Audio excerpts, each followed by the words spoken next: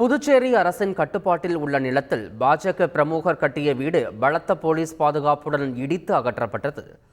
புதுச்சேரி கரசூர் கிராமத்தில் பாஜக பிரமுகர் செல்வராஜு உட்பட பலரிடம் இருந்து கடந்த 10 ஆண்டுகளுக்கு முன்பு சிறப்பு பொருளாதார மண்டலம் அமைப்பதற்காக நிலம் கையகப்படுத்தப்பட்டது. இந்நிலையில் நிலம் கையகப்படுத்தியதற்கு எதிர்ப்பு தெரிவித்த அவர் அந்த நிலத்தில் வீடு கட்டி வந்தார். அவருக்கான இழப்பீடு தொகை நீதிமன்றத்தில் செலுத்தப்பட்ட நிலையில் அவருடைய வீடு போலீஸ் பாதுகாப்புடன் இடித்து அகற்றப்பட்டது.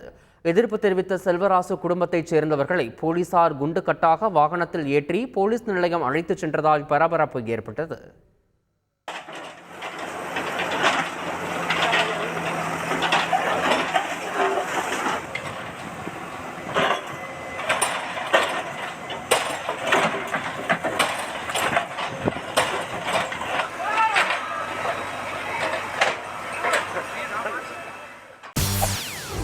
செய்திகளை உடனுக்குடன் தெரிந்து கொள்ள உடனே சப்ஸ்கிரைப் பண்ணுங்க.